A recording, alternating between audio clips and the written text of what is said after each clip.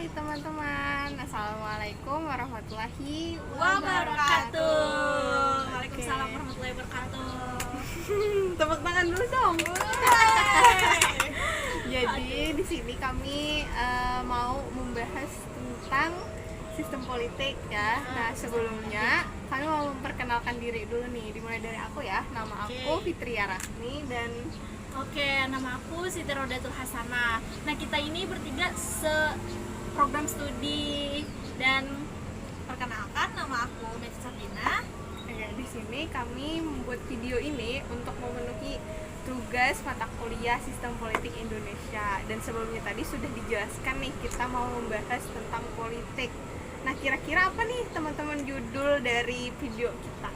Wah, pastinya nggak sabar nih. Nggak sabar jadi dong. kita di sini akan membahas tentang atau mengkritisi tentang berita-berita yang hangat tentang perpolitikan di Indonesia. Bagaimana nih kakak?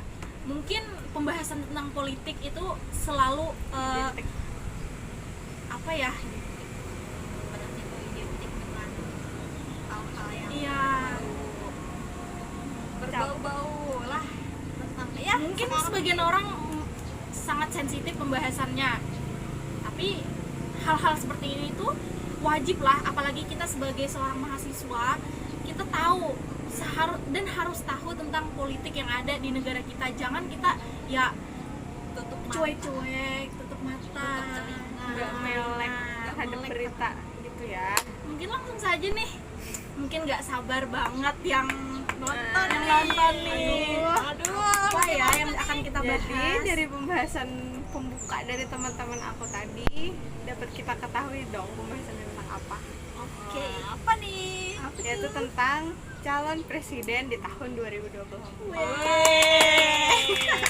Sangat. Teman-teman. Nah, jadi mau langsung ke pertanyaannya aja nih. Kalian udah siap menjawab beberapa pertanyaan? Wah, siap. Ini mungkin pandangan-pandangan kami aja sebagai mahasiswa.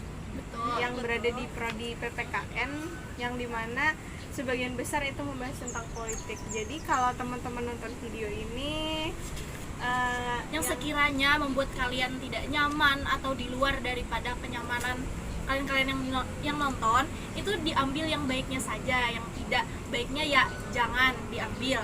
ya, Ambil hikmahnya aja. Ya, ambil hikmahnya aja. Oke. Mungkin kita terlalu banyak bercanda teman-teman. Iya. Jadi kita langsung ke pertanyaan pertama nih. Mungkin yang dari aku tahu nih, untuk Capres 2024 ini seperti Bapak Prabowo, Ya. siapa? Bapak Ganjar. Dan yang terakhir Anda? Kalau dari aku sih, setahu aku Bapak Anies Baswedan. Tiga capres ya di tahun 3 capres, guys. Wow, keren banget nih. Oke, pertanyaan selanjutnya nih. Dari aku ya, kalau menurut pandangan aku, dari ketiga capres yang kita ketahui tadi, untuk di tahun 2024 ini kayaknya persaingannya cukup ketat sih dari pandangan aku sendiri. Karena mereka punya keunggulannya masing-masing ya, dari parpol yang mencalonkan mereka, makanya mereka yang maju gitu di capres di tahun ini. Kandidatnya begitu kuat ya. Iya, dan dari berita yang saya lihat terakhir gitu tentang survei gitu tentang capres. Nah, dari ketiga capres itu mereka dimenangkan oleh Bapak Prabowo Subianto, yaitu sekitar 36,9% yang memenangkan, yang memilih gitu dari survei itu berdasarkan 1.230 responden. Kalau di posisi kedua itu ada Bapak Ganjar Pranowo sekitar 17,2%, dan terakhir itu ada Bapak Anies Baswedan sekitar 17%. Nah, bisa dilihat kan dari survei itu persaingannya cukup ketat gitu. Dan diungguli tadi Iya, tadi ada oleh Bapak Prabowo. Nah, Nih, mungkin itu sih pandangan aku. terus menurut Rodatul nih bagaimana? Dari pandangan aku ya, mengenai pertanyaan dari Meti tadi. Iya. Nah, mungkin netral aja sih. Calon presiden di 2024 ini tiga-tiganya orang-orangnya yang sangat luar biasa yang dicalonkan ini ya. Nah semuanya ini dulunya sudah menjadi orang-orang yang hebat, jadi orang-orang penting gitu, yang mana mereka sudah mempunyai jabatan ya. Nah tiga-tiganya juga pasti ya mempunyai tipe dan gaya kepemimpinannya masing-masing ya. Pembahasan selanjutnya ya sendiri ya. Nah menurut aku sendiri itu bisa dilihat dari beberapa waktu terakhir itu masih banyak maraknya demonstrasi yang dilakukan oleh mahasiswa.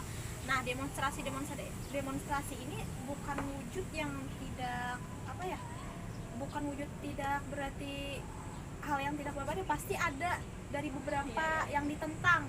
Nah artinya apa? Artinya bahwa hak aspirasi masyarakat atau rakyat Indonesia ini masih belum didengar dari beberapa pihak, pastinya dari kepala pemerintahan itu sendiri.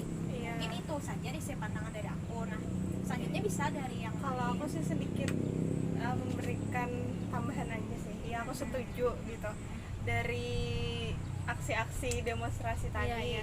Karena kan kita mahasiswa ini bisa kita lihat gitu, kalau misalnya ada kayak undang-undang atau apalah gitu masalah, pasti mereka melakukan aksi demonstrasi. Artinya apa? Artinya aspirasi rakyat itu masih belum didengar. Banyak sekali yang tidak didengar. Dan mahasiswa ini kan penjembatan antara rakyat dengan pemerintah. Jadi itu sih aksi demonstrasi itu bisa dilihat dari situ. Jadi berdasarkan pertanyaan tadi mungkin jawabannya iya. Next apa nih lagi pembahasannya? Menurut aku yang pastinya sih pasti gaya kepemimpinan yang demokratis. Yang pastinya pasti kita dengar dan kita jalankan selama ini. Namun dari beberapa pelaksanaannya sendiri itu masih bukan sempurna atau bagaimana, itu pasti ada kekurangan lah gaya kepemimpinan. Tapi kita harus lebih menonjolkan nilai-nilai demokratis, di mana masih harus mendengarkan aspirasi rakyat atau dan bagaimana. Bisa dilanjutkan dari mungkin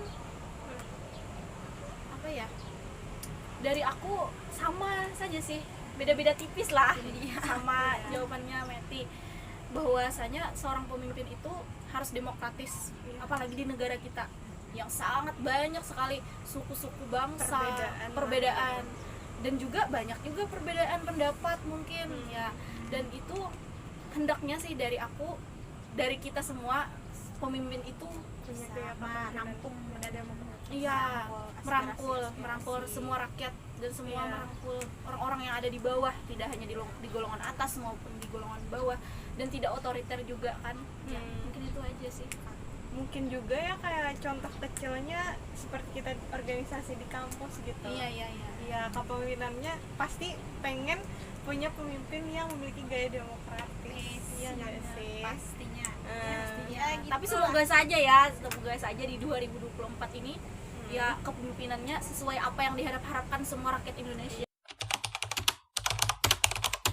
Dari saya sih semoga yang menjadi presiden di tahun 2024 itu yang amanah orangnya, yang bisa memimpin dengan gaya kepemimpinan yang selama ini diharapkan oleh rakyat banyak, yang amanah dan menjalankan semua tugasnya dengan sebaik-baiknya. Mungkin itu saja dari Meti. Dari aku sih sedikit aja nih ya, kurang lebih dari jawaban dari Raudato. Mungkin dari aku sendiri itu yang pastinya yang pemimpin yang diharapkan itu yang pastinya pemimpin yang baik, pemimpin yang mampu merangkul, menjaga amanah tadi juga, yang mampu bersikap adil terhadap rakyatnya dan mampu mengemban tugas dengan ikhlas. Ya pasti ikhlas itu yang paling penting ya. Jujur yang pasti sih, jujur, ikhlas dan sebagainya. Mungkin itu aja sih dari aku. Bisa dilanjut dari Kalau dari aku sih tambahan sedikit aja sih, aku harap semoga sistem perpolitikan kita di Indonesia bisa lebih baik lagi sih daripada sebelumnya. Dan juga siapapun yang terpilih nanti sebagai presiden kita Indonesia di tahun 2024 bisa lebih adil dan juga bisa merangkul rakyat-rakyat bawah, sama apa ya, tidak membeda-bedakan sih antara rakyat atas sama rakyat bawah. benar sekali. yang pastinya ya semua manusia itu tidak luput dari kesalahan. Semua pemimpin pasti inginlah suatu apa yang ia pegang itu dijaga dengan sebaik-baiknya pasti. Mungkin dari kami itu aja.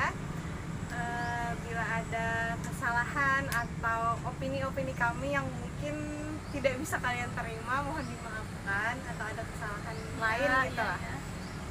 Mungkin itu aja dari kami.